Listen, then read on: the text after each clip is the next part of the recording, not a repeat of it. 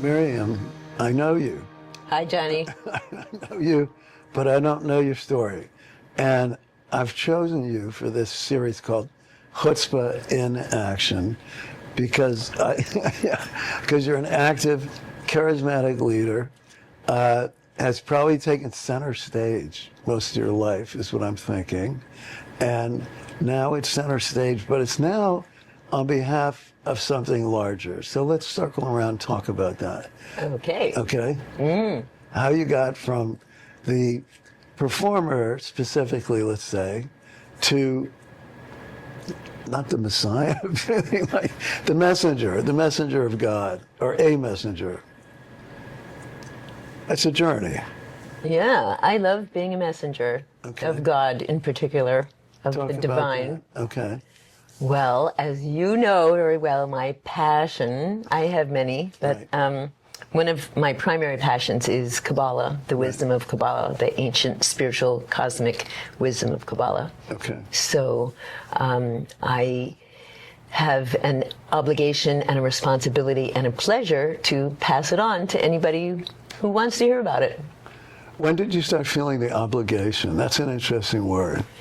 Yeah, you know, so I actually have a good story about that. Good. So when I first started going to the Kabbalah Center in August 2002, and it took me a little while, quite a while, to go to a Shabbat activity because I thought that was religious and I didn't want to have anything to do with religion. I'm allergic to religion. But you'd probably been to Shabbat dinners before in your life, or no? No. No, okay. No. All right. So anyway, I went to a Shabbat connection, they call them. And after I was there, by my third time, somebody sat next to me who it was their first time. Okay. So I found myself explaining things to them, and I questioned myself, who am I to explain something? I've only been here 3 times. But then I thought, I've been here 3 times, it's their first time. Right. I have an obligation to help them understand. So I did. And how did they respond, if you can remember that? They said, thank you. Good, good. Well, so you're a natural born teacher. Let's say you've been doing that in some way all your life, I assume. Teaching. Naturally teaching? Yeah, Well, I being do. a teacher type, somebody who wants to share knowledge. I do like to pass on things that I feel strongly about. Yeah, yeah. Do you feel like that your engagement with Kabbalah has made you a wiser person? I mean, this is a throwaway question, because the answer has got to be yes, I think, but go ahead. Well, learning and studying and practicing Kabbalah has made me a better person. Okay. So is that wiser? I mean, how would we define wiser? You know, a person can, there's a great expression about the smartest people make the stupidest mistakes. I know, but that's not wisdom. So, yeah. The smartness is not Right, wisdom, so- but yeah. Yeah. Well, wisdom would be intelligence grounded in life experience, something like that. Yeah. Okay, well, I have a lot of that. I know. Well, like, when you, what is about Kabbalah, the wisdom you've learned from that or whatever, what are some really important ways that it's changed you? Some important ways that you've changed? That it's Not changed. all the ways, but just maybe the most important ways. Okay. I think one of the most important ways is to react or respond more slowly, more conscientiously, more intentionally. Okay. More considering the impact of my response before just responding. To other people, yeah. And so... And to life. And to life, okay. Animals, too, maybe. Environments, activities, anything, everything. Right. So you feel like you were too, impulsive or something in the past? I think all humans are too impulsive until they become less impulsive. Okay. Have you taught that wisdom about that? Yeah. Have you told people that idea? There's a concept called restriction. Oh, I have heard of that. Yeah. Talk about that. So restriction is pausing before responding. Okay. That's That's good. were there things that in other parts of your life that it would have been great earlier in your life to have known the wisdom of Kabbalah that might have caused different choices or whatever in your life? Yeah, lots of them. Lots of them. Well, in particular, I think about parenting. Okay. So I gave birth to 3 boys, and during their growing up times, there were many times when I responded more quickly than I would have done had I been practicing this. You mean impatiently? More quickly. Okay. Yeah. And so what's the outcome? What do you think, though? What do you think they think of your mothering style? Now? Yeah. Or what do they, what do they think in looking back, or how they've come to terms with it? Well, I can't really answer that for them. What do they say to you? What are they saying to me about how I parented them? Yeah, or how they respond to you as a parent. I mean, are they going to fly in for Thanksgiving? Maybe. They are. Are they? Yes, Oh. all of them. Are they? Yes. Okay, well, that's something. It is very something. Yes, my youngest son is actually on his way now from Bolivia. Whoa. Yeah. Okay, and that's a my long oldest is coming from Miami, and my middle just moved here from California to Boston. He moved to Boston. Okay. All right. A couple of weeks ago. Cool. Yeah. And they're all friendly with each other. They're very close, which is very heartwarming for this mom. Yes. So you must have done some important things. And correctly. I still do. And I do believe that what I do now can impact the past and the future, not just the present. Yeah, I was thinking about that. Why don't you talk more about that? Because most people wouldn't easily get a handle on that. So I'd like you to explain that a little bit. Okay, well, as I go through my process of transformation and learning and growing, in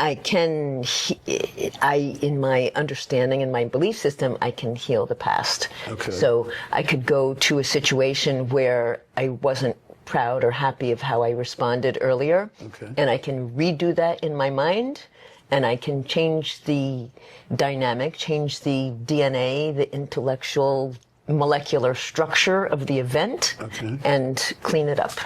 And I imagine that it provides some relief. It kind of allows you to put closure or something on it. Yeah, and cleaning out any guilt or shame or regret or remorse, because I can redo it. If I go above time, space, and motion, I go into a spiritual realm where I'm not a prisoner to, the clock. Yeah. Oh yeah, time is completely relative. Time is not absolute at all, right? And these days, it's, like I can barely keep track of what day it is, no matter what month or year. Totally. It's just like... Yeah. Well, and you're using 2 calendars at least, right? Definitely. I love the Kabbalistic calendar because the month begins on the new moon. Right. And the middle of the month is always the 15th of the month is always the full moon, which makes total sense to me. Right, 'cause that's right. We had a full moon last week, right? We have one every month, yeah. Right. I mean, but it was really prominent one that I noticed, right? Yeah. It wasn't covered up by clouds or anything. Yeah. It was out there. So what got you, well, that's a generic question. Go back a little bit and talk about places that you've lived, cities that you lived, and what you can remember from them, how much you loved them or didn't love them, sort of the ups and downs of various places. I would have to pick a couple because I've had 49 addresses so far in this incarnation. Well, not all the addresses, just the cities, but only a lot of cities. Only 3 maybe. A lot of countries, a lot of states. All right. Let me pick one. Johan, should we ever do 5? Because I was doing that the other day, and I started with 3. 5 places I've lived? No, I mean I started with 3 and then it expanded, but maybe 5. So what is it about those places? The ones that were really important to you, whether good, bad, or indifferent, but, well, not indifferent, but good or bad. Well, they're all important. Okay. So, San Francisco. I had that too. Yeah. Maybe we I bumped lived in into each other. San Francisco and San Francisco Bay Area in the 1980s. I Me lived too. there. Me too.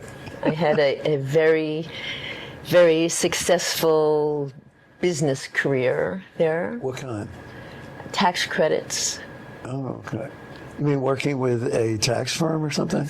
working with an investment firm. Okay. Yeah, selling railroad cars and airplanes primarily as tax shelters. Oh, I see. Okay. All right. And so you were hanging out with pretty high spenders. Yeah. Okay. And where did you live?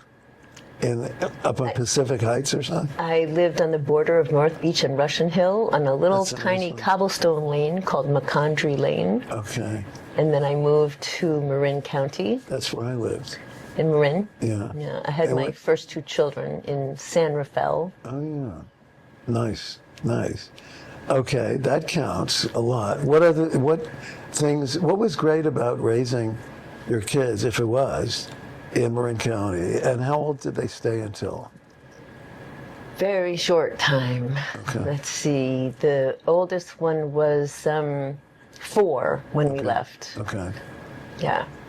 And So we didn't live there too long, but yeah. And what did you love the most about the Bay Area? I mean, I can tell you mine, but you tell. the absolute most beautiful commute in the world was Yeah. going along Sausalito and over the Golden Gate Bridge and into the city. And every single time I did that commute, I thank God that I got to witness that beauty. Me too. And did you ever do the ferry from Oh, many times. to yeah. Larkspur or something? Yeah. And they have drinks on Fridays and stuff. They really turn into a party on Friday afternoons or something. I didn't do that You part. didn't do that? Well, okay, so that's number one. We got one down, Johannes. How about number 2? The next place after that was Flagstaff, Arizona. Okay. Yeah. Okay. Well, that's where I was in Sedona and Tucson at earlier time, but yes, Flagstaff, is that north of Sedona? I forget. Yeah, the next town north of Flagstaff is the Grand Canyon. Right. And the next town south of Flagstaff is Sedona. Sedona, yeah. And Flagstaff is right near the famous place, Winslow, Arizona, where, you know about that? The song, I've heard of Take it. It Easy, yeah, by Jackson Brown. Route And- 66 goes through Flagstaff. No, but this one is the thing, standing on a corner in Winslow, Winslow, Arizona. Arizona. Yeah, such a, yeah. Okay, what was it like in Flagstaff? Wow, I loved living in Flagstaff. There was a ski resort in the town. Oh, Got a yeah. lot of snow there. Right. And it's mostly, at the time, it's changed a lot. It was very not developed. Right. So we all had motorcycles there, and we put the kids on the bikes and just went into the woods and just went on bike rides. And we had an RV, and on Friday afternoon, we'd pile into the RV and have no idea where we're going and just go until we need to stop and wake up the next morning and say, wow, this is amazing. So you would drive through the night? Is that what you're saying? No, just until till we it were got going to dark. stop. Drive All right, until we that stop. counts as chutzpah too. I think I was in Flagstaff one night at this really cool restaurant bar with music, live music or something. My friend owned it. Oh, was there only one? There's one major one. Okay, I was at the major one. All right. Yeah. All right, we're Well, crossing a there's lot of paths here. there's a good chutzpah story about how I got to Flagstaff. Good. So I was living in Marin County, and I took a timeshare vacation. I wanted to go to Sedona, Oh, okay. and the closest timeshare that we could trade into was in Flagstaff. Right. So we stayed in this timeshare in Flagstaff, and I said, I like it here. I want to move here. So I bought a house on my timeshare week and moved. Okay. Who did you say? That's the second or third time I did that. You mean something very spontaneous. No, buying a timeshare week and moving. Right, okay. But you bought the house, though, that week. Yeah. Okay. Who showed you that? So you found a realtor and all that stuff? Or you just did it on your own? I don't remember. I drove around and saw one I liked. And what was it like? Was it out? beautiful. Yeah, was it out on property or what? It was on a golf course. Okay. That sounds like there. Did it get too hot like it does now in It Arizona? doesn't get it. Flagstaff is very, very high up in up, the yeah, mountains. It right. doesn't get hot. It didn't get hot. Okay. It's cold. Okay, I can deal with that. A lot of snow. And how long did you stay there? 1990 through 95. Okay, all right. And I had a great experience there. I bought a mortuary. Oh, really? And I converted it to a child care center, licensed for 91 kids, open 24/7. I had a preschool with a Navajo-speaking preschool teacher. Okay. And birthday party business. It was a big business, and I sold it. It was birthday party and a preschool. Preschool and child care. Child care, yeah. Yeah. And you ran all that, or you hired a lot of educators? I had to. Yeah. It was a big business. Yeah. But I mean, you were... I owned it, and I hired a manager. Yeah. But your vision of it was what? What were you looking to do? I had little kids at the time, yeah. and I wanted to do a business where I could be around my kids. Okay. It turned out to be a poor choice because it was so much work that I didn't get to be around my kids that much. You were around other kids. I was around staff and health department and paperwork. Yeah. Yeah. And it was a mortuary that you turned into. Okay. Well, that's also a chutzpah thing, right? It was. Okay.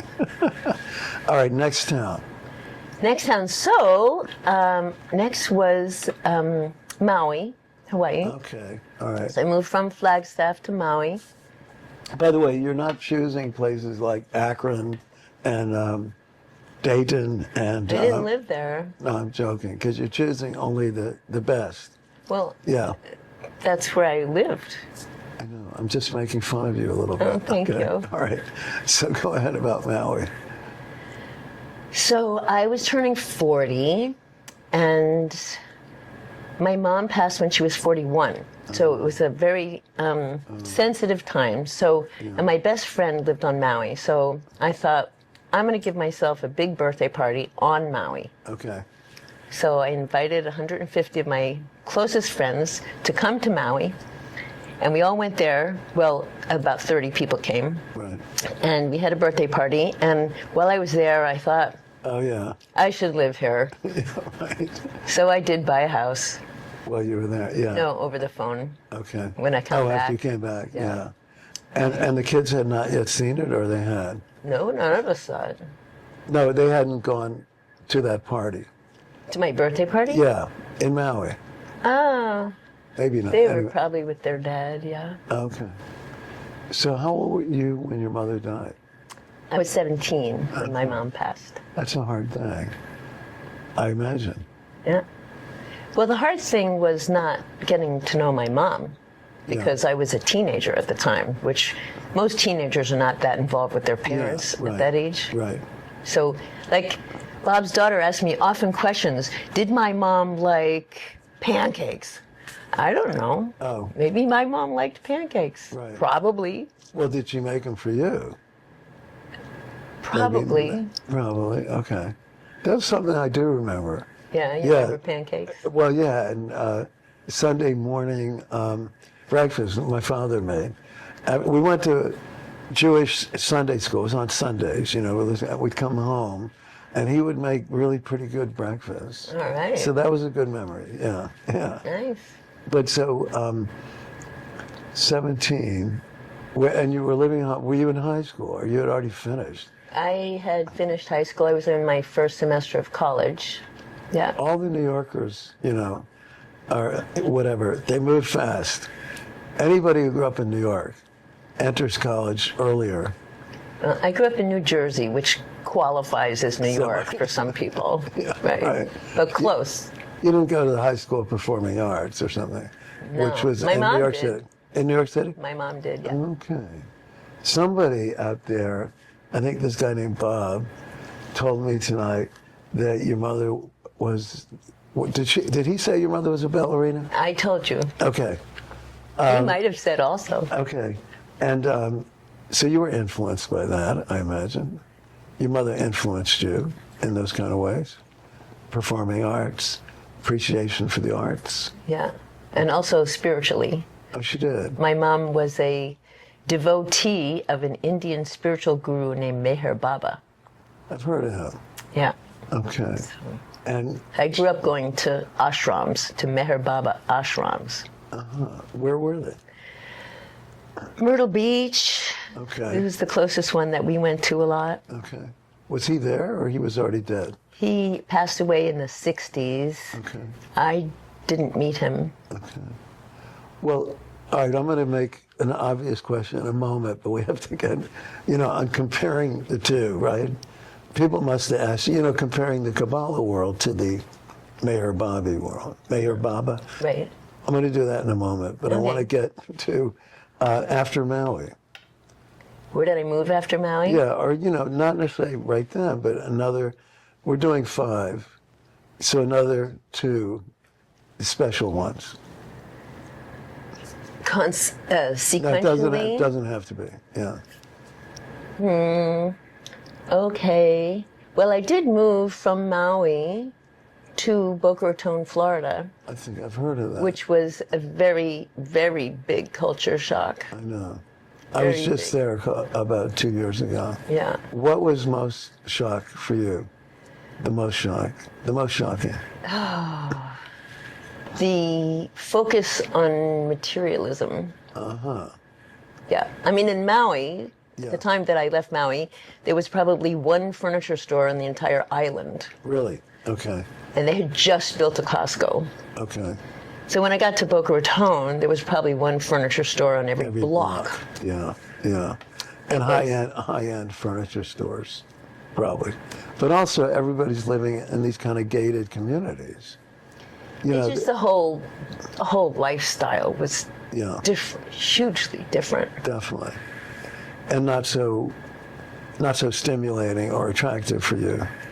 Well, I basically moved into the Kabbalah Center when I moved to Boca Raton, so I had a very different experience. Okay. Yeah.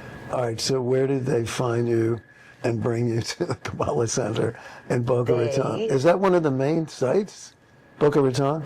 New York City is the main one, right? There's 2 primary in the United States. Yeah. The Kabbalah Center was founded in Jerusalem in 1922. Really? Yes. Okay. It came to America in 1968 to Los Angeles and New York. New York, okay. And then Boca, how long was that? How long ago did that start? I don't know when it first started there. I started there in 2002. So when I left Hawaii to go to Florida, my friend in Hawaii had a friend who had an apartment in Boca, and she said I could stay there. Okay. So that's where I got off the plane with the 3 kids and went to this apartment. And in the apartment was the Zohar. The Zohar. Okay. And a Why Kabbalah don't you Center hold that brochure. up for? Hold that up for. Yeah. Okay. Kabbalah Center brochure. Okay. So I looked at it and I thought, and the 3 times the first week I was in Florida, I got invited to the Kabbalah Center. Okay. So I said, okay, universe, I'll go check it out. So you hadn't yet moved into it? Or did you end up? Not physically into it, but I mean, my life became about that. Okay. Well, that must have eased the culture shock, right? Yeah. I mean, that must have made it much easier, right? Yeah. Okay. All right. And the way, it wasn't, right, you weren't going there to search out the Kabbalah place. You didn't even know about it until you got, okay. And what grabbed your attention right away?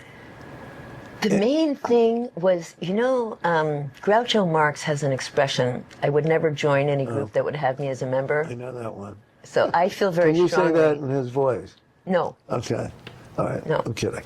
So you feel strongly that. So when the first event that I went to, the open house, there were so many different people there. I thought, what kind of group is this? There was old people and young people and light skin and dark skin and people of all different religions and all different cultures and all different ages. And I thought, this is a group that I wouldn't join. Oh, right. Okay. Because you can be a misfit and be in it. Yeah. Yeah. So anybody could be there. Right. Right. And that was attractive to me. Oh, for sure. For sure. And that's when you first started this journey about Kabbalah. Part, yeah. Yeah. Yeah. Okay. Then I'll get to the generic question about the comparison between how you grew up in that spiritual world, and also not only a comparison to Kabbalah, but what's the thread? There must be a thread for you from being brought up by your mother, who was spiritually oriented and in sort of a mystical or metaphysical way and not traditional, and that you were part of that or were exposed to that, and then leading up to this. I'm assuming there's a thread that carries. Oh, yeah, for sure. Well, it's in spirituality, any form of cosmic, universal spirituality is going to have connected threads. Sure. Right? There's some force beyond us that created this plant and you and me and the stars and everything. Yeah. So the relationship between me and that creative force could be through the channel of my mother's guru, or it could be through Kabbalah, or it could be through anything. And how do you compare? I don't like comparison, but let's say, how do you compare? I guess we'll use the word compare. Those two different strands, let's say, between what you learned as a young person and then grabbing onto, or being exposed to, being inculcated into the world of Kabbalah. The Meher Baba model was much more about surrendering in service and accepting what is as gracefully as possible, understanding it's all part of the divine plan. Okay. So with Kabbalah, my interpretation is I would call it spiritual technology. Like there's a lot more science in it. Oh, yeah. That's the science and the spirituality are synthesized, totally integrated. Integrated.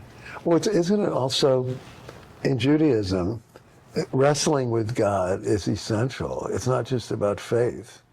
We're all about, Yisrael means he who wrestles with God. So we're all about that. That's why, why does the Talmud have a million interpretations of every section, of every parsha? That we're not uniform in our way of understanding spirituality. And we don't seek that. We don't seek uniformity. We like the what's it called? When something give and take. What's that word we use in law school? Well, I know you didn't go to the word that means back and forth. Debate? Well, not debate, but where it's like you have a thesis and then it's something like that. Something like dialogue, but it's something a little more cool. But we'll figure it out. Yeah, so Judaism really stresses that. So Meher Baba, I imagine, stressed, like you said, grace, probably acceptance, let's say. Would that be a acceptance of, Acceptance, surrender. Yeah. I do. One of the reasons that I was attractive and am attracted to Kabbalah is because I have learned that Kabbalah predates all religion. Oh, you told me that. And I still consider myself allergic to religion. Okay. And so I definitely don't relate to it from a place of Judaism. I relate to other things that way, but yeah. Yeah, but I've seen you at traditional Jewish services like the other day. Yeah, anybody can go to one. No, but you were speaking Hebrew. You were reading some Hebrew stuff. I don't speak Hebrew. No, not speaking, but you were reading prayers in Hebrew. I can read Hebrew. Okay. Yeah. So that's part of Judaism. For some people. Yeah, okay. No, the word is dialectical. Dialectic. The dialectic. Dialectical. Yeah, but okay, allergic to religion. Give me a sense of that. In my experience, in my worldview, religion separates people. Okay. Here's who I am, and here's who you are. Even within Judaism. There's Reform and Conservative and Egalitarian and Orthodox and Ultra-Orthodox and all that, and they can fight amongst themselves. Yeah. And in Christianity, there's Catholic and Protestant and who knows whatever else, Lutheran and da-da-da, and they can disagree and fight amongst themselves. Right. What's the point? Right? Yeah. Oh, wait a minute, keep going. But Yeah, I mean, so spirituality goes above religion in that spirituality is all like we're all in this together.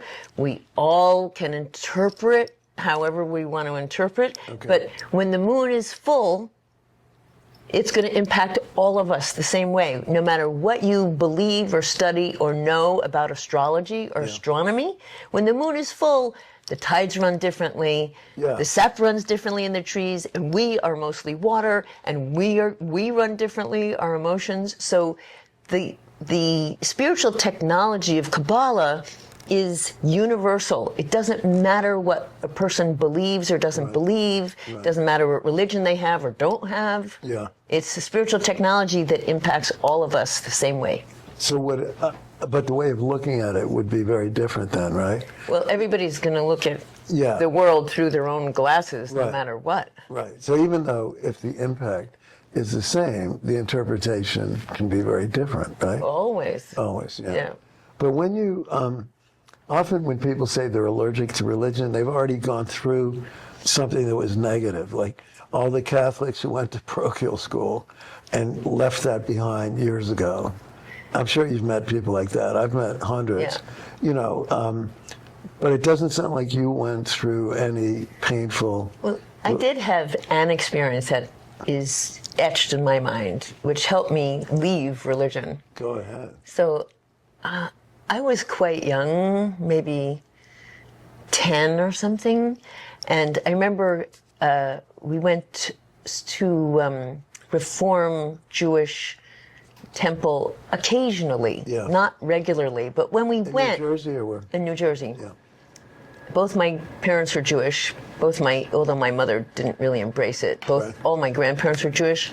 So we went to this Reform synagogue. Well, today Reform doesn't look like Reform today. But anyway, so I thought, oh, these songs are so beautiful and the words are so beautiful. It was really touching. And then I would go in the parking lot and see the people who just came out of there fighting over a parking place. And I'm like, well, that's normal.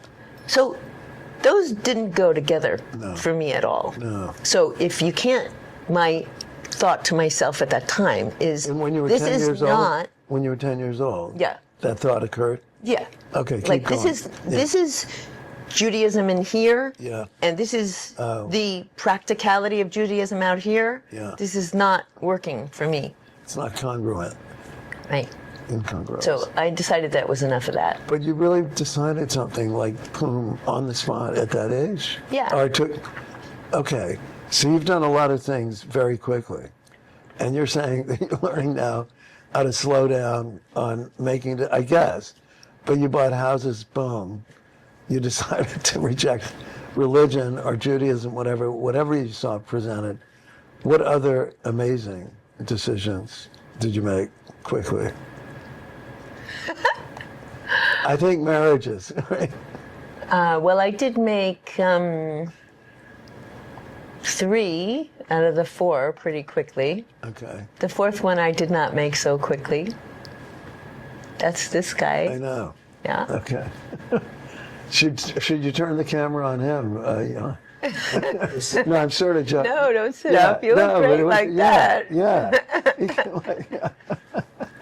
Yeah. Hi, okay. Bob. So, Bob, she took her time. The 2 of you took your time, maybe. Time. We met on a Rosh Hashanah in 2013. Where was that? In Anaheim, California, at a Kabbalah convention. Okay. And a year later, to the day, I asked her to marry me. So that was a year of courtship. And you had already gotten involved in Kabbalah on your own? Oh, sure. Okay. Sure. A few years before. Okay. But at our ages, a year, that was a pretty long time at our ages.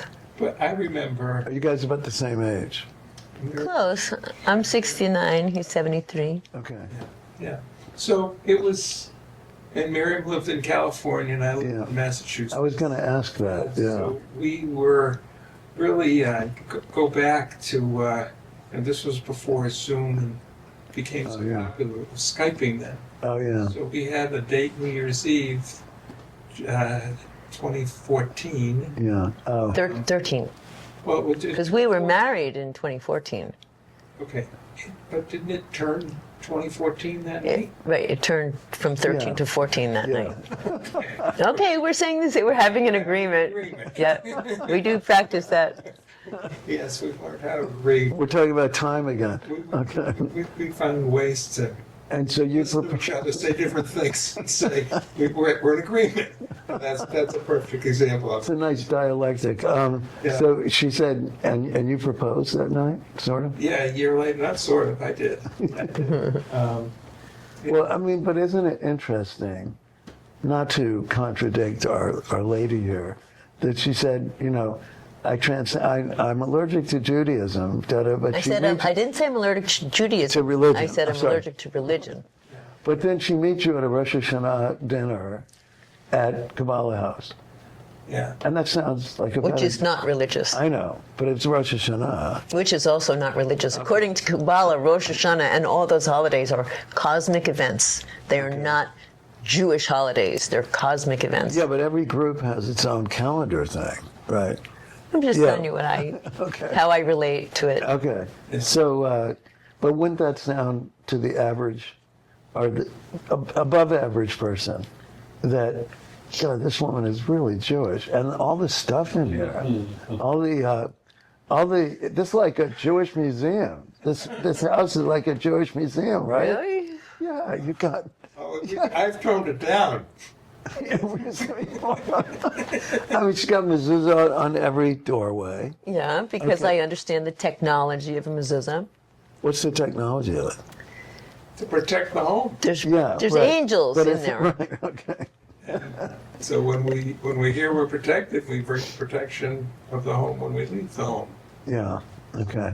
Very I powerful. mean, there's a lot of people who have mezuzah cases on their door that don't even have a parchment inside, or they could have a parchment inside that's not effective. I mean, Right. the whole point, there's angels in there. With the And parchment, or you don't need the parchment?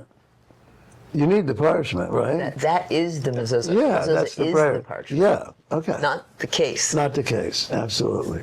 Okay, well, we think, the collective we, what's that called? The collective we, I don't know, there's another term. We think that Miriam is maybe at the height of Judaism. I'm sort of saying that in a metaphorical way. Well, I used to say that she was my. Rebbitzin. Rebbitzin. Well, that was later. Yeah. When Oh. we were married. Yeah. I was not as studied in my history of Kabbalah or Judaism. Right, So I Oh. would be in places with Miriam, and right. she would know a lot more about these things than I would. So I would say, well, I'm married to a Rebbitzin. I'm not a rabbi. And, well, one of the funniest parts of our relationship on our first date, actually, I knew that Miriam could read Hebrew very well and was very in Right, touch with Hebrew prayers, right. and it was important to her. So one of the first questions I asked her on our first date was it important for her to marry a rabbi? I mean, literally a rabbi, but someone that was quite Learned. Yeah. and rabbinical in nature. Yeah, So, and I traveled from Cape Cod, where I live, to Anna? Beverly Hills, Yeah. where Miriam lived. So I invested a little bit of time and money to get across the country because I thought it was worth it. right. But Not just once, but a bunch of Well, times. no, he's talking about our first date. I'm talking about the first date. Okay, So I thought it was important to just make sure I knew that I was in the right place. So Yeah. one of the first questions I asked her was whether it was important for her to marry a rabbi. Yeah. And I waited for the answer. And she said no. Okay. Well, if she had said yes, you couldn't have qualified or what? I would have said, it's great to meet you, we'll do whatever we're going to do, but, this was our first and last date, because I just could not pretend To be that. to be a rabbi. Yeah. So astute and rabbinical in prayer and knowledge. Well, so what I said earlier, Miriam, about being a natural teacher. Yeah, I mean, so you taught Bob a lot about culture, religion, Judaism, I mean, whatever, Kabbalah. You're a natural teacher. I'll teach anybody who wants to listen, who's interested. Okay. All right. I So, never viewed her. I viewed her as someone very knowledgeable that I could learn from, but Yeah. technically I never viewed her as a teacher. Well, I don't mean that- I'm not his teacher. no, I I'm didn't his mean in wife. the literal sense. No, I didn't mean in the literal sense. Yeah. Yeah. We certainly have learned together and studied Yeah. together. It's been a big part of our lives. Yeah. Yeah. And if you look at our home, you notice that Yeah. there's some beautiful yeah. art that's Definitely. What did you tone down when you said you had to tone? When I said this like a Jewish museum, this house, and you said, well, I had to tone it down a little bit. I did. When I met Miriam, she had a lot of it's in storage. A lot of it's we've sold and Yeah. traded and all, but she had a lot more things. So Oh, okay. we've taken the most precious things, the things that we love the most, Yeah. and kept them. And the other things we've traded Yeah. or upgraded or sold or Right. donated or gave away. Yeah. Right. Yeah. But as you look around, it is Amazing. Part of the technology of Kabbalah Yeah. is how to utilize the Hebrew letters. Yeah. Oh, yeah. You've shown So that. Yeah. I have a lot of Hebrew letter art, Yeah. not as Jewish art, but as the technology of the letters and how to utilize them. Okay. As Give an like- example. Give an example. Well, here on the wall, this piece of art is called the 72 Names of God. Right. That's right. Right, so each one of these 72 names is a He's going to code. show that. Yeah. Is a code for a type of energy of the Creator. Okay. It's all energy. Okay. The whole study of Kabbalah is all about energy. And so each one is a different angle. Each one is a different. So I'm looking at the fourth row down Fourth and row the fourth row in from the right.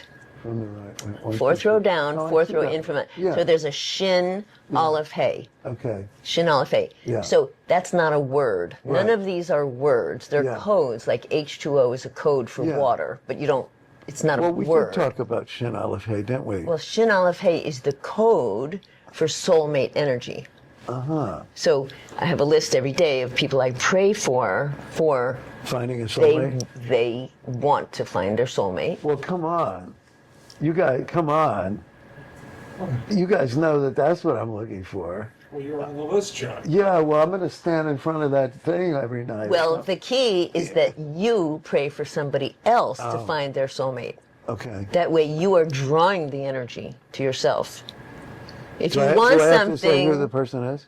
not to me. No, I mean, do I have to say who the person is, or it doesn't matter? If you Or want, can I say- if you want the energy of soulmate, Yeah. you give it away. You share it. You Okay. draw it to yourself and share it. Even before I have it? I mean, 'cause that- Especially if you want to draw it to you, Yeah. you pray for somebody else to get it. and then the kind of the ironic thing is that, or the paradox is that I would get it too. Well, I would say that's the technology, Okay. the rules of the universe, of how energy works. Okay. If you want something, you first share it. Okay. If you want money, you tithe.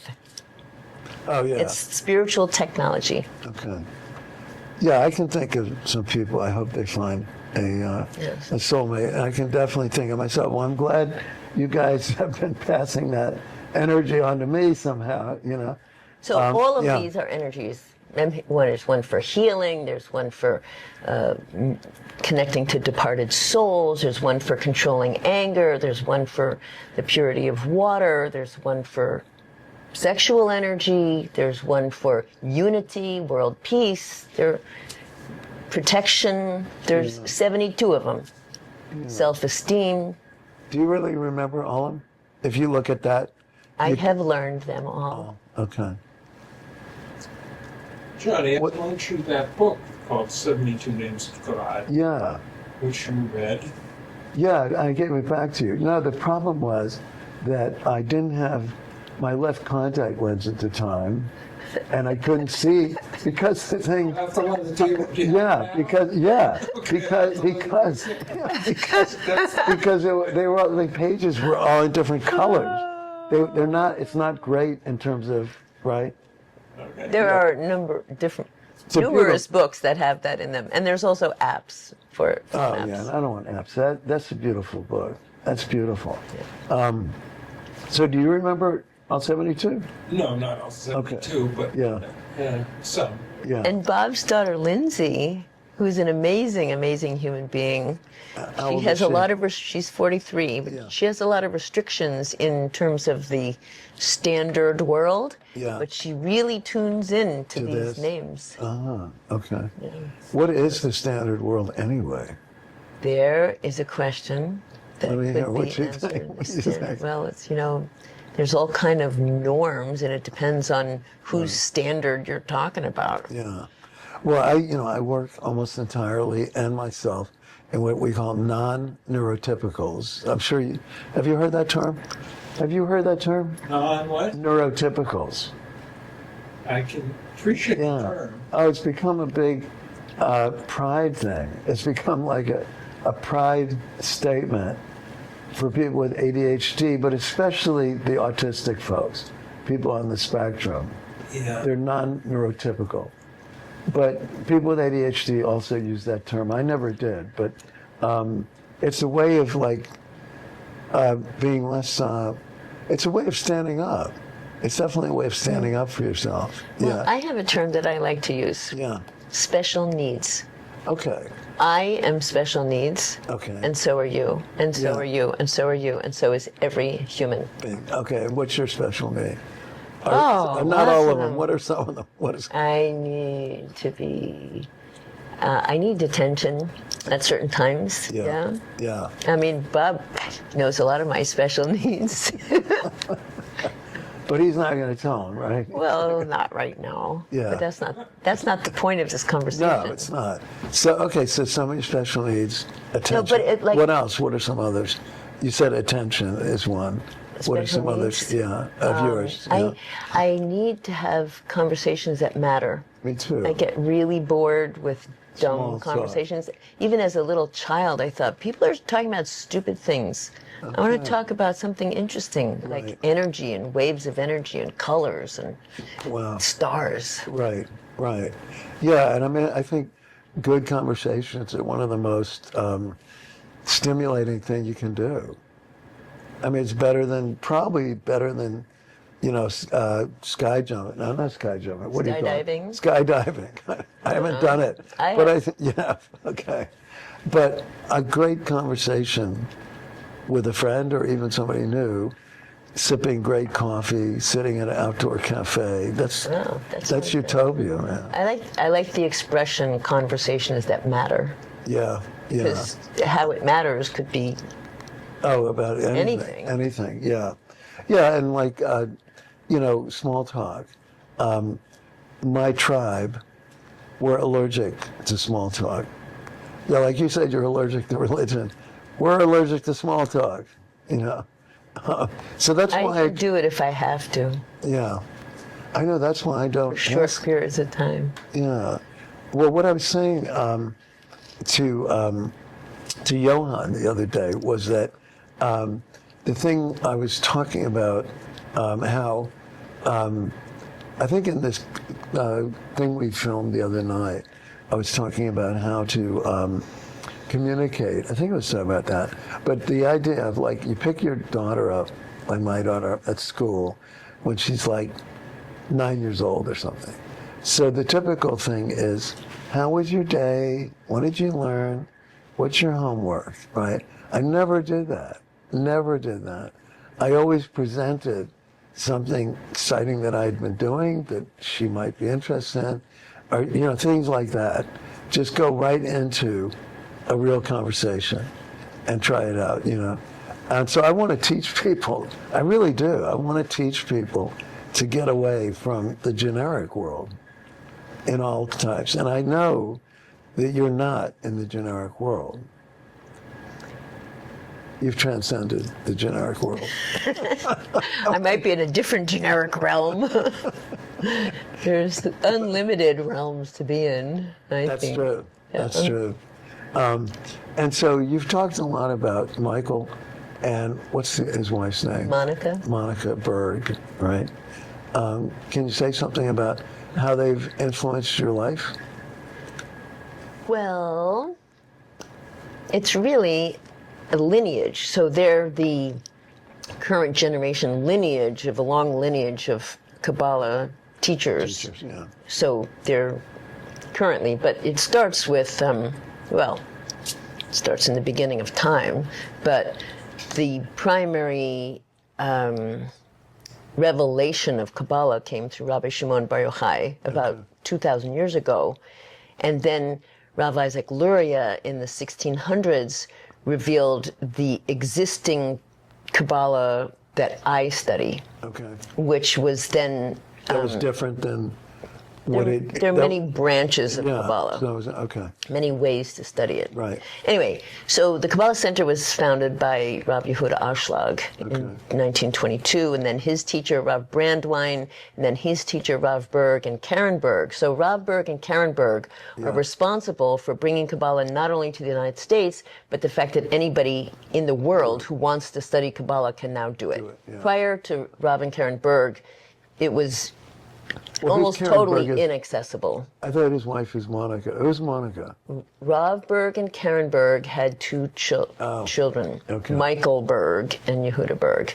So Rav Berg and Karen Berg have transitioned to another realm. Yeah. They're not in their physical bodies. Yeah. Their two children, one of them, Michael Berg, and his wife Monica, Took over currently run the Kabbalah Center yeah. worldwide. Worldwide. Okay. So they travel a lot, I imagine. They do. They do. Okay.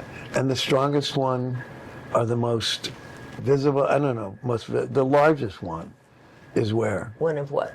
Of the Kabbalah centers. I mean, the one that has the most people. Either LA or New York. New York. But most of them are most people study online. Yeah. Almost everybody studies online. Right. There's very few physical centers. Right. Right. Well, getting to the Zohar, since it's sitting right next to you, and you can hold it up again, and you've got some pages marked. I don't know. Yeah. I guess so. You Yeah. you got. Well, I read it most days. She's totally a teacher. Only teachers have those things in their books. Well, Bob Right. puts them in the books too.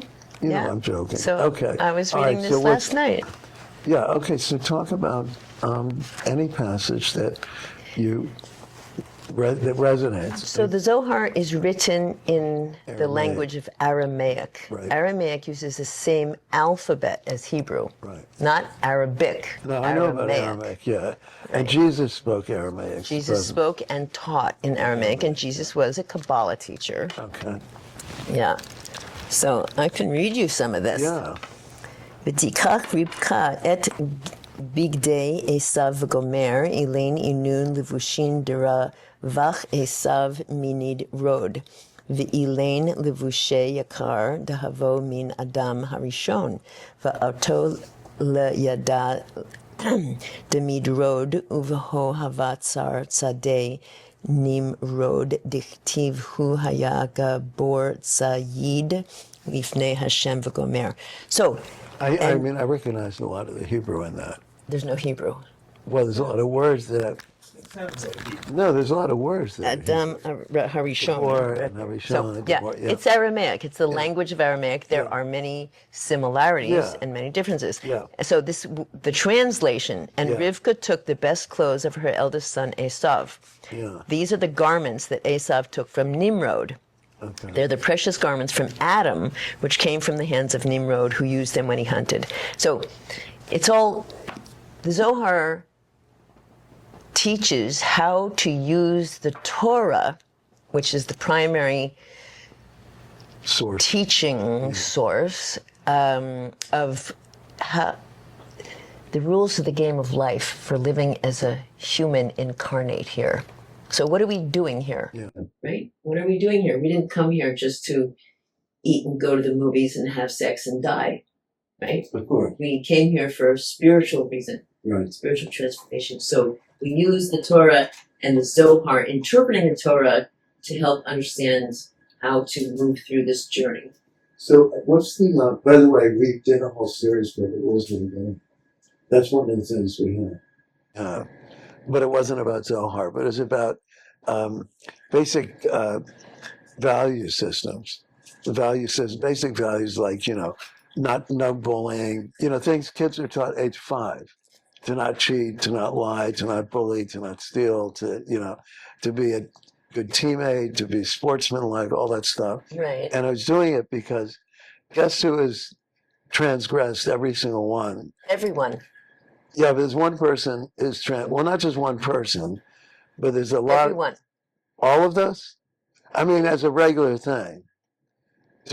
Well, the Trump How people. many Anyway. of us tell 100% of the truth 100% of the time? No. How many of us never steal energy from somebody, never steal time, never steal ideas, never. Right. Come on. No, but I'm talking about a addictive pattern. That's a better word to use. We all do it. No, I mean, but it's like some people who do it as an outright. I mean, it's almost the motivation. I'm unwilling to have a political conversation. Okay. All right. It's metaphorical. Okay. Anyway, so getting back to that, what would you say the difference? The Zohar is part of the Talmud, isn't it, or not? It's separate from that. So, but the Talmud does what you're talking about too. I'm not familiar with the Talmud. Okay. I think it does the idea about translating the Torah into basic, important rules of life. Yeah. I can't comment on that because I don't know the Talmud, but I do know the Zohar says that if a person reads the Bible just at the surface level, that they might as well not have been born because they can't make any spiritual progress this lifetime if everything's only at the surface level. It's all codes. It all has deeper meanings about our soul and the journey of our soul during this incarnation. And that's what the Talmud does too. But I hear you, yeah. No, because people who take religion in a literal way, just like you said, is very, very, very basic, and it doesn't open the doors, like you said, for deeper meaning. And most of the people I know, whether they've studied that, if they have any interest in religion or in Judaism or any religion, they're able to see the metaphorical aspect of it. They're able to see beyond the words and see the much deeper meaning. I do want to qualify that even though I consider myself allergic to religion, I am not opposed to religion for people who love it and use it for the purpose of spiritual transformation. Okay. If they use it for the purpose of making other people wrong or separating or killing, which has happened all throughout history, that I don't agree with, but I'm not against religion. No, I didn't think you were. Yeah. Just clarifying that. Okay, that's good. That's good. Because people might think that when you say that, right? Yeah. That's why I clarified it. Good. Well, what would you like to ask me about, if anything? Why are you doing this? Yeah, because I really believe I have a lot to say, and I really feel that I love doing it. And I feel that I've done this kind of stuff before, way before podcasting. And I feel like it's a natural talent. And I love meeting new people and new ideas and bringing out the best. I only do it for opening. Yeah, I only do it actually to bring out the strengths in people. Only that way. It's not like investigative journalism, which is meant to find the evil somewhere. I don't do that. I really do this in terms of creating full portrait of people, really trying to find the complexity of people and their situations, the context, right? And so I want to be, on a pragmatic level, I want to at least be, quote, an influencer. But of course, there's about 10 million bigger influencers. So I have to accept the idea that I might be able to influence, a small segment. Well, we all have our gifts to share. Yeah. And Rav, the Ari, Rav Isaac Luria, who was the main revealer of Kabbalah, he had one student. That's all. Yeah. Throughout And the he knew that he came here, he incarnated to teach that one student. So, you know, however many people you touch are the ones that you're meant to touch, and me and you, and we all, you know, if I can make one person's day by giving them a compliment or a smile or some nice word, maybe that was why I got to live that day. Sure. No, well, this is definitely not instead of the other wisdom or healing or whatever that I bring to the world. I mean, this is not instead of at all. Yeah. But that's a good point. What did the person who was his student, Luria's student, did he become some famous guy that we're supposed to know about? Rav Chaim Vital was his student, who's the one who passed along the information for yet another student to transcribe. Nice. Yeah. So he took the teaching and the words of the Ari and he passed them to somebody who could write it out. And Luria was based in Tzfat. It's fun, yes. Okay. And I've been to Tzfat only once, I think. Have you been there yet? Okay. And that's where the Nachmanites are, Reb Nachman of the Bratslevers. They're also there. And they do all this like klezmer in the streets and everything. At least maybe it's just one. What's that? They did. They did until not today. Not today, right? I was there when they were doing it at just one night, but it's a magical place, right? What did you think of it? Well, right now I'm tuned into how difficult it is. Yeah, it's being bombed every day. Yeah, yeah. And my friends who live there are in very, very terrible situations. They're still there right now? Some of them are. Some of them have left. Yeah. But when you were there? It's one of my favorite places on the planet. Is it? Okay. Yeah. I need to go back. We got married close to there.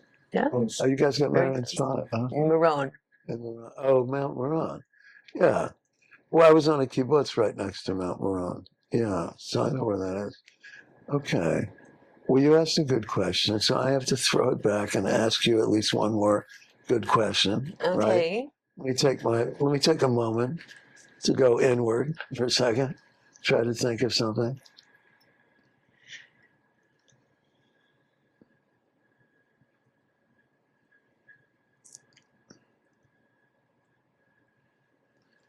Do you ever have any doubt about these things? Which things? The things you've talked about, the spiritual ideas and beliefs that you have. Do you ever have doubt? Nope. Okay. You know that that's common, though. I mean, that's no doubt is common. Almost everybody who has strong beliefs also has doubt about those beliefs. I can't say I've never had doubt, but I don't now. Okay.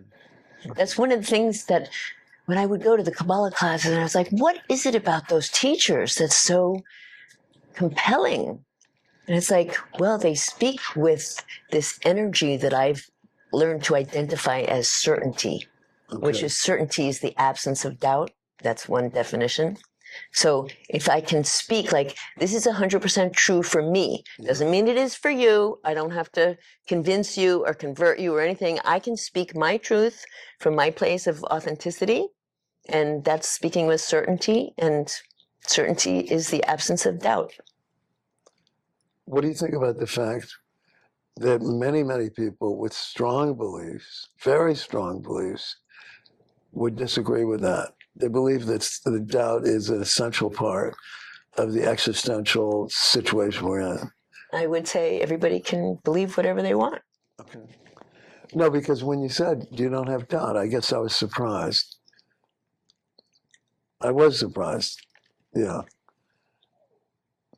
Not in a negative way, but just like hearing it defined that way, that like certainty means lack of doubt, because that would be across the board. You know, that's kind of a blanket statement. It's kind of right. Well, don't we want to stay away from black and white categories? Sometimes, Okay. it reminds I me mean, of that 'cause that's called expression, dualism. everything in moderation, including moderation. Yeah. Like sometimes you go extreme, sometimes it's important to have black and white, and sometimes important not to. Okay.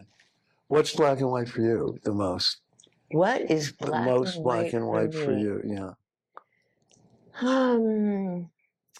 Well, what comes to mind is the distinction between taking responsibility and blaming. That's a good one. Yeah. Yeah. Has that come up? I'm sure. When did Has it not? when did you last think of it? Or when did Just now. just now? I was blaming? No, it No, wasn't no, no, about no. you. No, I meant like where have you last where can you recall thinking about that in an actual situation? That's what I mean. Yeah. Oh, yeah, probably on a daily basis. Okay. That's good. Right. And that's really common, right? I mean, that's about the most common thing going, maybe the most common error that people make about between responsibility and blame. Hmm. I mean, it's pretty pervasive, right? I would say it's common. Yeah. It's out there. Yeah. Do you remember your quote about manipulation? Oh, manipulation is when other people blame you for your response to their toxic behavior. Wow. Say it again. Manipulation is when someone blames you Yeah. for your response to their toxic behavior. So what's your one? I love that. To your Just read toxic that behavior. recently. Okay, so the person has the toxic behavior and people, and somebody responds negatively to it. And then the person who has that is responding negative to that. Blames the person who responded negatively, but it was the toxic behavior in the first place that that person didn't take responsibility for. Right. And blames that other person for what, anyway? Their negative response. Oh, their negative response, yeah. Well, that's what people call gaslighting or something, it's sort of close to that. It could be. Yeah, you've heard that expression. I've heard that expression. Okay, everybody's misusing it. Well, I might be misusing it. I don't really know. I'm misusing it, but I like it anyway. I like the way it sounds. Okay. Yeah, good. Thank you very much. Thank you. Did you enjoy this? Yeah. Good. So did I. Yeah. Your smile was really, really going there. Okay. Infectious smile.